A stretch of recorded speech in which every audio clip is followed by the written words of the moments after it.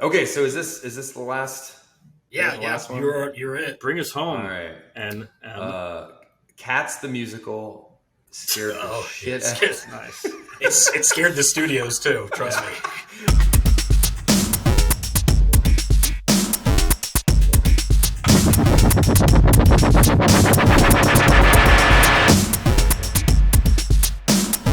Welcome to the 611 Films podcast. My name is David Groves, is one of your co-hosts, and with me as always, Neil McKay, what's up? what's up? Doing the Halloween, and we had to bring back special guest Johnny Vallone. Hey! I was to like, do what are it. you gonna do? Like pop in like a jump Yeah. scare or something? Kind of had to. Yeah. Ooh, I should have done a jump scare. God damn it. I know, like that's like. So we did. I'll put in a sound effect of a Yeah, jump please scare. do. So we did a horror audio podcast in 2020, I think, in October with Johnny. I don't think we did one last year. We did something different. I think Music. we did Christmas last year. We did Die Christmas Hard and then last we year? did another. Yeah, it wasn't Christmas. Or it was Die Hard. Or was that the year before that? I don't remember. Did we not do anything last year? We might not have done anything. No, we did. We did a music thing too, like songs and movies or something like that. I thought That might be didn't we? right. Yeah. Mm-hmm. Or Okay. score maybe. Yeah. Okay, really quick, since it is October, I have to this is like bust out the shirt. Can you guys see this T-shirt that I got? 'Cause, What is it, a crab?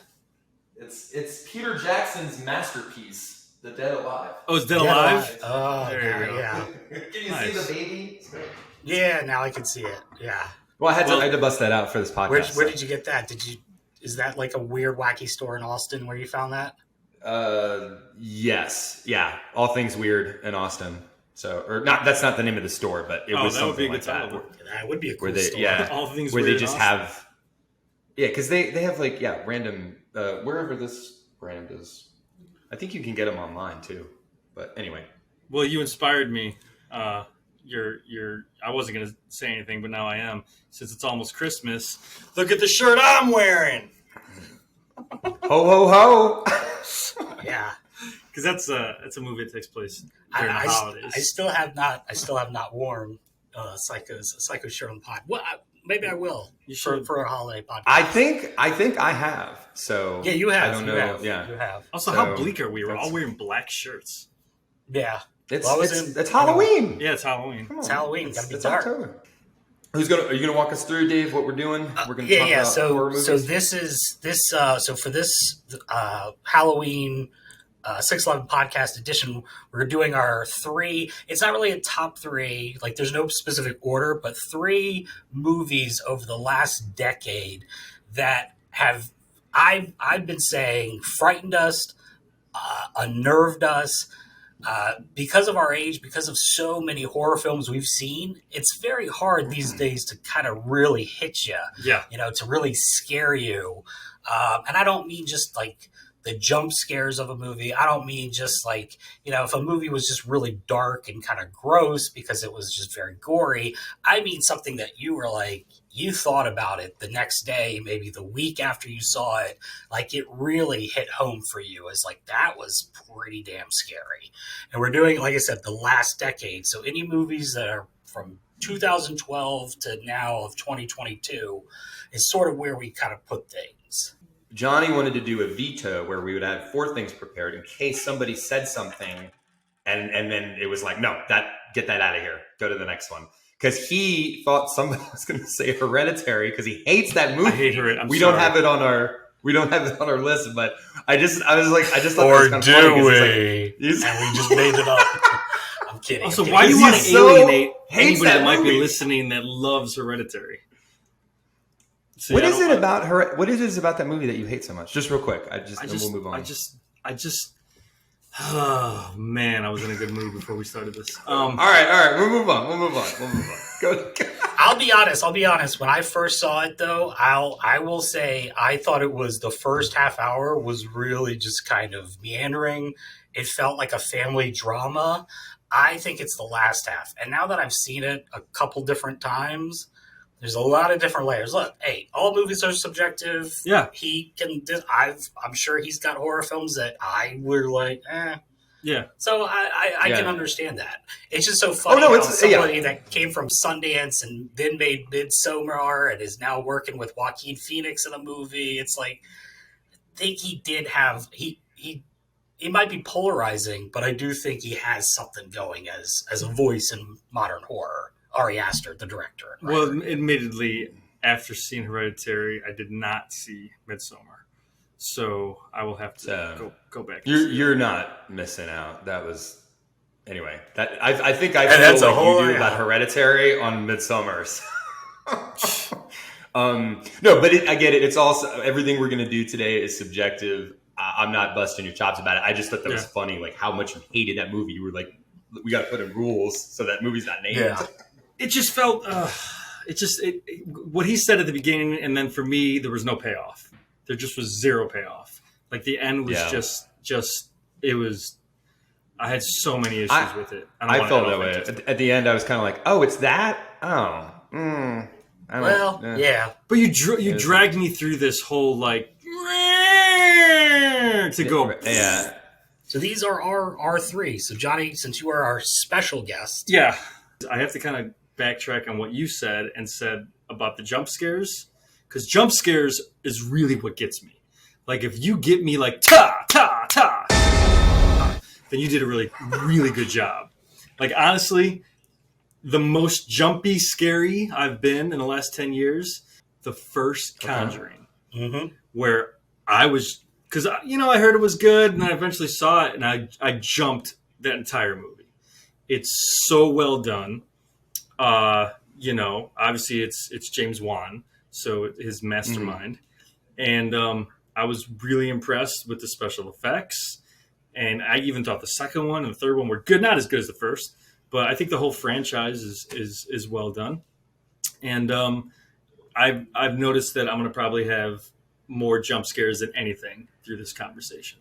So that is typically of anything in the 21st century, at least, that The Conjuring is typically a top 5, if not a top 3. So here's my thing. I really enjoyed that movie. I agree. I think that's a great choice. And the last like half hour of that movie is batshit crazy. Oh yeah. The only reason I don't have something like that on my list is because when you get that big budget where you have so much crazy shit going on, it's like it kind of takes the realism out, and therefore it's not quite as freaky or scary. Not saying it's not scary, because the jump scares are definitely there, like you said, but that's why to me it was like not quite like, ooh, that really bugged me. But it's based on a true story. So if it's based on a true story, there's a level of realism that your brain is already just like, oh, this is some messed up. And I think it's kind of cool too, because it kind of I'm forgetting their names, like the Patrick Wilson and Patrick Wilson. Whatever their names were based off them. Oh. I mean, it started started the Blumhouse model. Like, I mean, even though he had Saw, and then I think he still did Insidious first. Insidious was before, but then that starts the Wan verse, like the James Wan, because then they spit off to Annabelle. They spit off to the Nun with Farmiga's sister. Hey, the Nun's coming back. The Nun 2, guys, back in theaters next year. Yeah, but it doesn't. And every Back in the Habit. One, back in the Habit. What is that? Oh, Sister Act. Sister Act. Every single one they do just keeps getting a little bit less and less scary, a little bit more just. So yeah, I think that's a good one. Because compared to, I think I just saw the third one, or maybe it was the fourth one. I don't know. The one with the kid. They're coming out with the fourth one, I think, next year. Okay, it was the one where the again based on a true story where the kid. The devil made me do it. Yeah, that one where he actually got exonerated because of an exorcism or whatever. Yeah, that one compared to the first one was by far the best. Well, the first one took forever to make. Just a little, real quick backstory. Really? A producer brought it and went around for 14 years, and no one would make it. He wrote it like a producer on the original Conjuring, who became a producer. But back in the day, he was just a writer, right?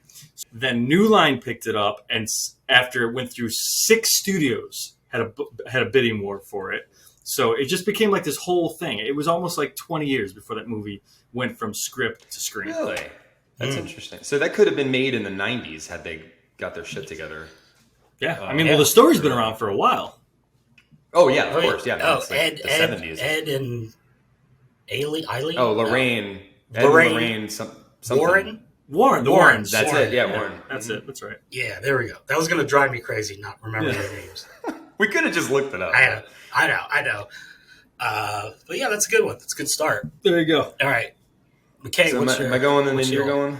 Yeah, sure. Is that so I'll just get this one out of the way. I think anybody that knows me, if you ask me what I think the two best horror movies are in the 21st century, I'm going to say one of two movies. One of them I'm not going to say in this list, but one of them I will say right now, and that's It Follows, because that movie like just lingered with me for sure. And I think I kind of took this assignment a little bit like, what kind of freaks you out and like what kind of thoughts do you have in your head like when you're going to sleep at night, like hours after you saw the movie.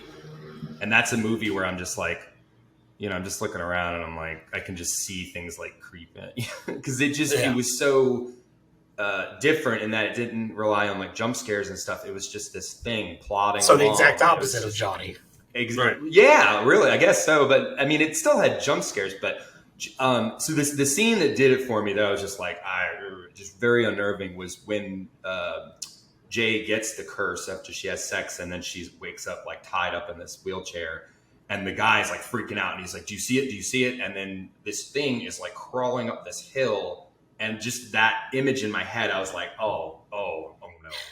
And then he's wheeling her around and it just keeps following them. And I was like, that just to me was one of the creepiest things I've ever seen. And like, so that's why it just did overall just a great job with like music and sound. And it was just so like such an off-putting movie because you didn't know what year it was. Like is it present day? Is it 30 years ago? Yeah.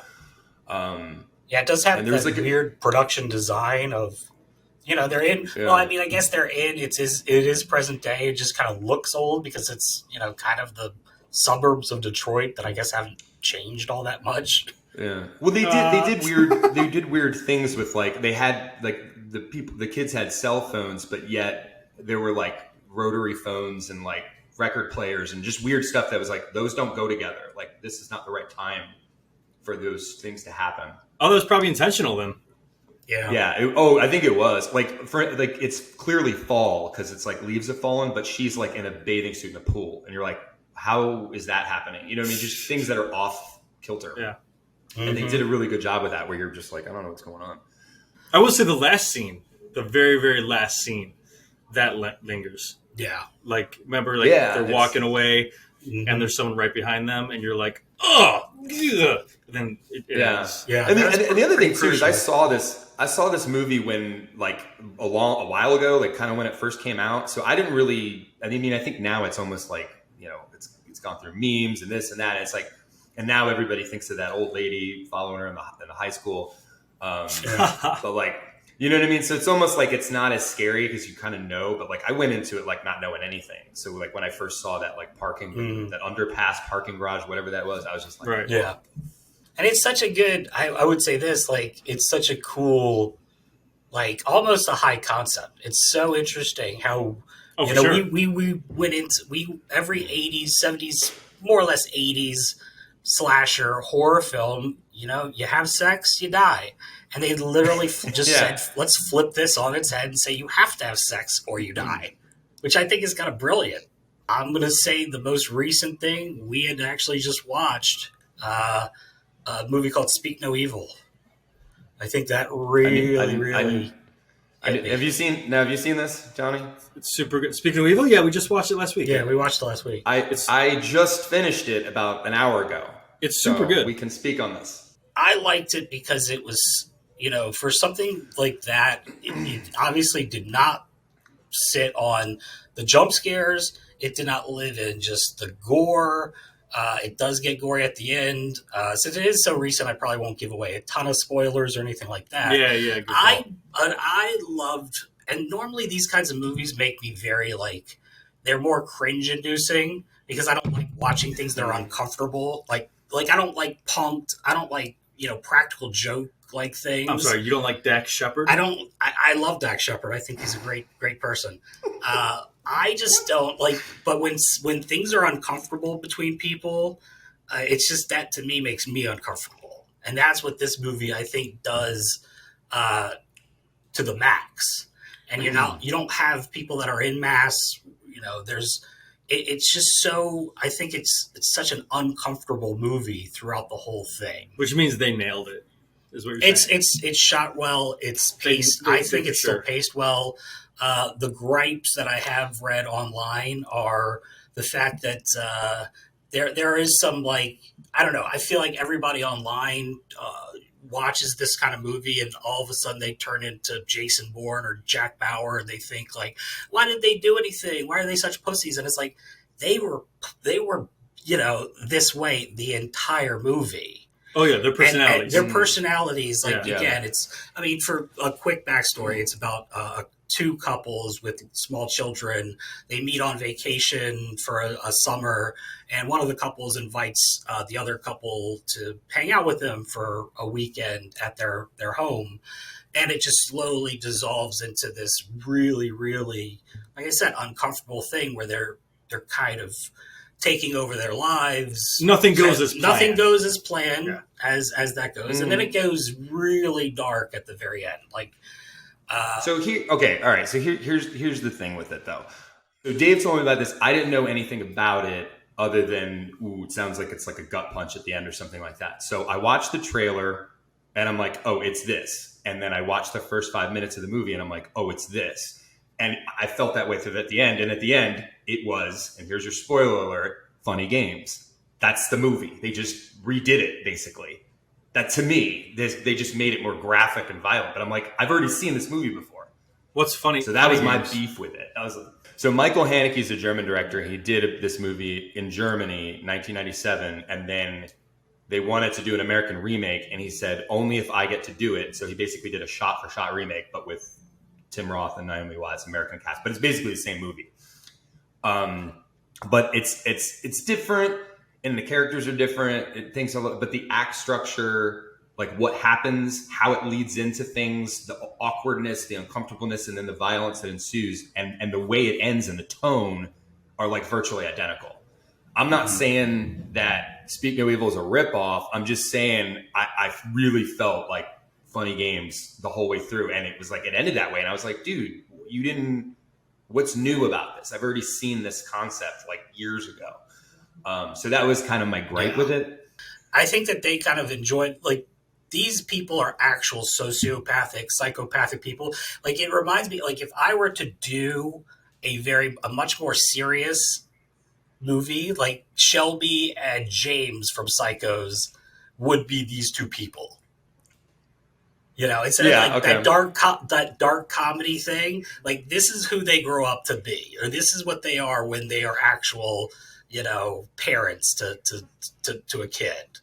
And it's a much more serious tone than what I was making, but it's this is, to me, the embodiment of that. And I know there was a lot of people that, again, with certain reviews where they were just how long is this charade going to keep going? How long, how has nobody caught on to this? Right. And then what drove them to this? Again, that sort of thing of how did this really start? And that was my biggest problem with the movie. That is, yeah. But I think the why. The one reviewer, one person said, the problem with giving that or putting that out there is it almost feels like it would be a disservice to the characters. And this feeling that everybody would do something different. I think that's funny too, watching or seeing user comments about how everybody thinks they're the smartest. If this happened to me, I would have been, and that kid would never have done this. And it's that, but it isn't you. Yeah. And if you're not in that situation, you don't know what you would do. You don't know how you would react and respond. That gets very old when people say, "Well, I would have done." Oh, shut up! You don't know what you would have done. Why did you run upstairs instead of out the door? Yeah. Well, because at the time I'm getting chased by an axe murderer, and I didn't think that stairs were right there. The door. Yeah. Yeah. It's funny you say slow burn, because I don't feel like it's a slow burn that moves really well. Yeah. Like it's not like The Irishman, which is like 9 hours long. No, when I say slow burn with something like that, it's something like It Follows. I mean, it's just not a gory, slashery, let's have as many deaths of teenagers as possible type movie. Right. I mean, like, it's methodically doing what it's doing and taking its time without being just a complete and utter bore. My second one is going to be a movie that I literally held my breath in the theater. Because it had to be the quietest movie ever. Was it A Quiet Place? Yes, it was. It was A Quiet Place. Oh!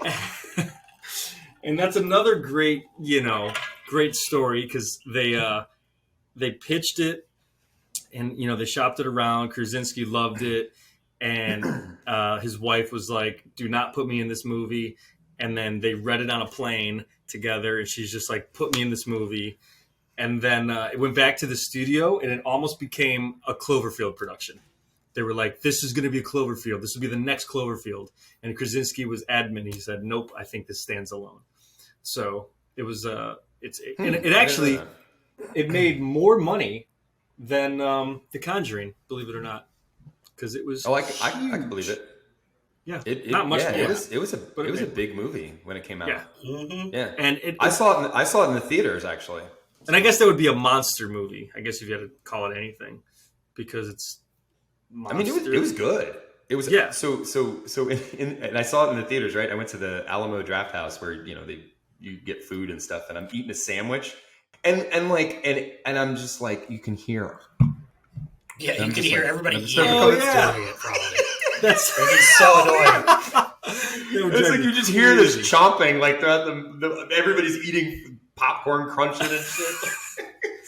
Yeah, it's like, shut up. Yeah. Something might happen. Yeah, that I'm was just seriously. like, oh, is this loud? Yeah, you don't hear anything if you go see it in a real theater where they don't. I had that as a honorable mention because the thing that made me go was the nail. That's all I know what I'm talking about. That just made me go, oh God, somebody's gonna step on that thing. Oh yes. Yeah, I think that's a trope that they've been doing for a long time. Yeah, but it was very effective in that movie because I saw it and I was like, it's great. Oh. Yeah. I still haven't seen the sequel yet, so no spoilers. So I saw this movie years ago, and it just the whole thing was just like made me feel, and there was a lot of stuff in it that had me like, so it did freak me out. And then I always come back to it and I kind of think of this movie and I'm like, why don't people talk about this movie more? Because I think it's right up there with like The Conjuring and It Follows as far as one of the best horror movies of the last 20 years. And that's Sinister. The Ethan. Did you have that one? Sinister talk. Did you also have that one? Okay. I am shocked that you have not seen this movie because it is honestly one of the best movies out there. And if you like The Conjuring and if you like jump scares, this has some of the most effective jump scares. Yeah. Like, no one's talked about it. Like, I don't know anyone's talking about it. It's like, that's his whole point. I think it's on a lot of lists. Like, I don't know. I mean, I was one of those people that kind of did, like, let me just see, like, the top 20 horror films of the last decade. Sinister is on pretty much all of those lists. I can't even think of what the movie poster looks like. It's that kid dragging, like, blood across and making a face on the wall. I mean... You'd know it if you saw it, I think. Yeah, maybe not. I don't know. He's looking. But Dave is right. It's on a lot of lists. Creepy. It's just not. Yeah, that's the thing. The demon or bad guy or whatever is creepy. The whole movie is creepy as all hell, and very effective with just. There's like it's Ethan Hawke finds these like home movies and they're almost like snuff films, so it feels very like voyeuristic, like Halloween, like the original, like how it's like. You're the camera following people, and that grittiness of the home movies is just and then just the things that happen, like even in the beginning when they're setting up characters, there's just weird shit going on. So yeah, I'm trying to like I can't like, but I'm shocked that you've not seen it because it's got everything you want. It's like the homage to Halloween with the voyeurism and all the jump scares are. I'm gonna watch it. I'm gonna watch it this month. It's hard to explain. It really does boggle my mind how this movie's not talked about more because it's like it's got to be one of the best most underrated horror movie of the 21st century, easily. Maybe of all time. I don't know, but Yeah, it's up there. I think it, it's come down. I mean, they did have a sequel. Again, not as good as the first. Still solid, still I decent. haven't seen the sequel. Here's the thing that I saw in preparation for this, and then I'll shut up. But there was a YouTube clip of where I guess I don't know how the hell they did this, but they showed all these random people 400 horror movies or something, and then they monitored like the heart rates and stuff, and they were like, okay, the movie that by far had the most like heart rate, that was the scariest movie of these 400, was Sinister. So What? they said, according to science, this is the scariest movie ever made. All right, Yeah, man. Sinister. Yeah, he's got to. I figured that was gonna be on my list, and I was gonna say, I bet you haven't seen it yet. Yeah, I haven't seen That's it. crazy that we both, because I just was like, dude, nobody talks about this movie, so I didn't even think that you had it on your list, because I was like, nobody. That was the first thing when we were talking about doing this one last week. That was the first thing that popped in my head. Wow. I was like, that's definitely, if it's a 3, it's in there for sure. This will be my final one. Yep. The Monster with Zoe Kazan. Oh yeah, okay. Sort of came out right around the Hereditary. It Follows. We had that 2015, 16, 17, and that's the same director that did The Strangers. I think Brian Bertino or something. What I found so effective of that movie was just that subtext of the monster. So just as a quick recap of the story, Zoe Kazan's an alcoholic, single mother. I think she has like a boyfriend who has like an 8-9-year-old daughter. And the whole movie is sort of them kind of on a road trip to take her somewhere.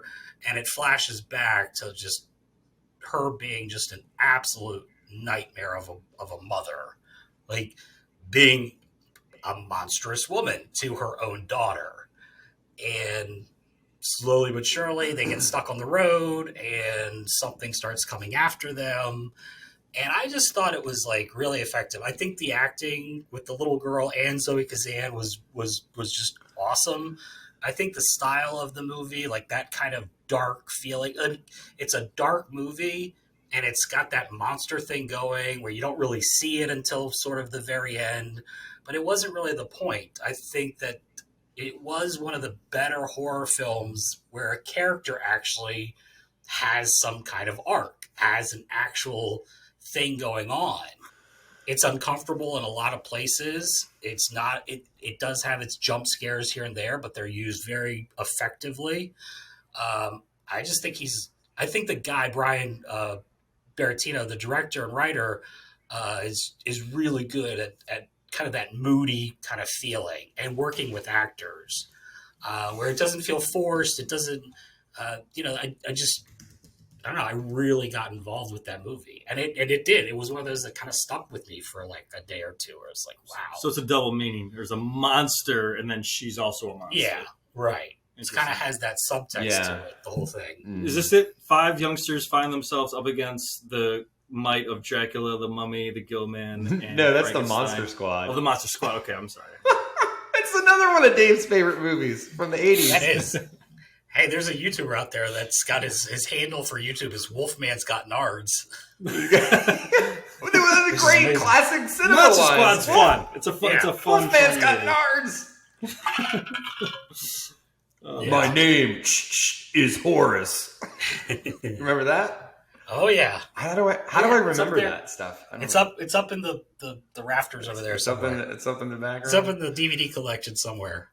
I'm bringing this one home with an independent thriller. I guess you'd call it a supernatural, but the entire thing was shot on Zoom. It's called Host. Yeah, I saw that during the pandemic. Dude, we were all on Zoom. It was ridiculous. That was cool. Yeah, they made it for $15,000, right? Because how much you have to spend when you're shooting everything on Zoom. They made it for $15,000, which was mostly just special effects. He had to teach all the actors how to do all the effects, right? The director never even left his Zoom.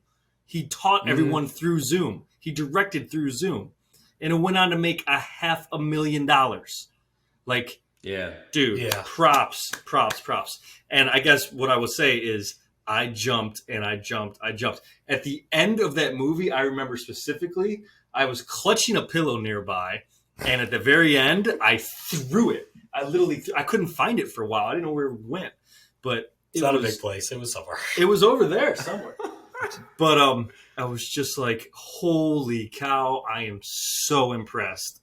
How I never thought Zoom would scare me. I knew Zoom pisses me off all the time, but for Zoom to scare me, I was just blown away. So there you go. Yeah, it had a lot of good scares. Yeah. I was impressed because I think that, I mean, it was like, I mean, everything was shut down because of the pandemic. But I mean, if I'm not mistaken, that thing came out at like the end of the summer in 2020. So they basically were like, all right, we're shut down. And they immediately made it and like released it like really quick, like in a few months, which is ridiculous. I mean, I don't know how, but yeah, that thing was, I was like, oh, that was cool. Yeah. Yeah. And there were some things that were like, oh, what the hell? I just jumped for sure. Yeah, that I mean, utilizing it kind of has, I would say also too, a little bit because it's using Zoom and cell phones. It's got that found footage feel too. So it's not the prettiest looking kind of camera work. It's like, everyone's there with their phones and their laptops, and that I think always adds that sort of. It definitely helps the suspense along when it's shot when you have people that are. Yeah, when you have that kind of the lesser technology, not the big pretty looking cameras, and then you have lesser known actors, it does feel more like real. Like you're not, so it does feel scarier. I think that's why like the Texas Chainsaw Massacre works so well, because it was so gritty and there was no names in it, and it's like it was almost like a documentary. It just was but the bigger the budget, it kind of takes that. Well, I mean, if you want to talk about bigger the budget, look at Paranormal Activity, right? They shot that for like 15 grand. 15 grand too. It has the most return of any movie, right? Like it's made more money than any movie compared to its budget. Like, I think so. Yes. If not that, Blair Witch, which was the same essential concept, right? The found footage. But yeah, those movies you can make on nothing and make a lot of money for sure with the right idea. And I think, and the idea of Paranormal Activity, and I thought that was a good movie. Like Paranormal was definitely a good movie. I definitely jumped. It was definitely tense. But Host was like the next level of that. Yeah. Oh, you couldn't see my hand movement. The next level of that. I think it didn't also overstay its welcome. Like it knew very well. Like it was like 70 minutes. It's a 70-minute movie, but it still was like, this is how you can do something really well, and it doesn't need to drag on or be something more. I mean, obviously the budget, they didn't have money to make it, longer, but they didn't need to. Exactly. Not need to be at all. Okay, so is this the last? Yeah, last one? You're it. Bring us home. All right. And Cats the musical scared the shit. Nice. It scared the studios too. Trust me. I mean, what kind of world do we live in where? No, okay, obviously that's a joke, but those cats were kind of terrifying. Did you actually see that movie? No, I saw it watch it. Did you? From the trailer and stuff online, and I was like, "What the hell is this?" Like, no, I'm good. I'm like, no, thank you. Okay, so my last one, and I'm gonna cheat a little bit because it's TV, not movies. I'm gonna cheat a lot, I guess. I don't know, but I have because this. Okay, so then it's not necessarily the show. But they did one thing in the show that I just remember to this day going, oh, I don't like that at all. And it was The Haunting of Hill House. Did you guys see that show? I've heard of it. That's on the Mike Flanagan Netflix show. Yes. Yeah. It was on, it's on my list. It was in my list. It's an adaptation of, the book. I think it's Shirley Bradley wrote the book, and they made the 99, the 1999, The Haunting and then they made the movie. Yeah. We saw all those. And then the Netflix show kind of veers off, and it's like different because it kind of goes more into like a family and like they live in this house and kind of their experiences, so it differs a little bit. And then of course, they made it into a 10 episode mini series kind of thing. Mm-hmm. So they expanded a lot of stuff, but and I guess I won't give it away so that you can see it, but it's the end of the pilot, or the first episode, not the pilot, but and the episode is called Steven Sees a Ghost, and the end is literally him seeing a ghost. And the way they did it, like, I just was like, when I saw it, I was like, and it just creeped the hell out of me. And mostly because it's the actress that plays the ghost, what she does, and then like what they do after is like icing on the cake. But I was already like, I don't like this. Yeah. And then he does the same thing. I mean, I don't know. Johnny hasn't seen this either, but we both watched his other show, Midnight Mass, that came out last year. Does he kind of do it the same way as the ghost girl in that show? You know, the car accident girl. It's in the vein of that, but I think this is way creepier because I don't know how to explain it unless you see it, but they play with like where the position of the person is. So you think, oh, that person's there, and then all of a sudden they're in a different position, and the reaction of this actor's face is just like, that creeped me out. And then what they did a special effect to make her, and then that like even sold it, and I just, the whole thing, just thinking about it just makes me go, I don't like it. I don't like it at all. I think he's good. And speaking of which, too, not to sidetrack that show, but he just came out, like, he did Midnight Mass last year, and he just came out with this show called Midnight Club that just came out on Netflix like this past weekend. And supposedly the network was like, the first episode, they said, this was like a Yahoo article, they were like, it didn't have enough jump scares. So he's like, then I'll put in 100 or something crazy amount of jumps. Like, it has the most jump scares of any TV show or anything. Like, in the first hour, it has something like 60 jump scares. In what? His new show? Yeah, this new show called The Midnight Club. But I liked. I mean, he's the guy that did Oculus. He did Doctor Sleep. He's good too. So wait a minute. I have to go back Did you pick your third movie as a TV show?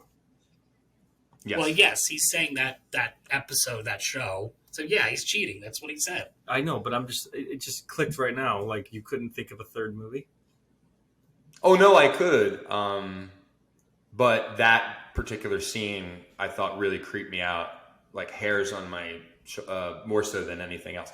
But no, if I'm going to keep you honest, go ahead. Give us your fourth movie. If you were to keep me honest, I would probably go. The movie overall is kind of, but there's some really creepy stuff happening. The Autopsy of Jane Doe is probably what I would have said as my that's cool. That's Brian Cox and Emil Hirsch are morticians or not morticians. They're doing an autopsy on this strange girl that Succession Cox. Yes, that's the only one I know. Yeah, Brian. Wow. So they're really good, and they're basically the only characters in the whole movie, other than the corpse. And there's a couple side characters, but they're amazing in it. Overall, it's kind of like payoff and like what happens, and it's like, But they got a lot of good creepy like scenes too, though. I can see. Yeah, it was like the whole movie. I was like, oh, I don't like where this. Oh, so that was a good creepy movie. I only said The Hill House because that had that scene that really, among all the things I've seen in the last like 10 or 15 years, like that really got me going, whoa. I was gonna say Evil Dead remake. 2014. Okay. Yes, Evil Dead remake to me was definitely gonna be on the list, but I was like, I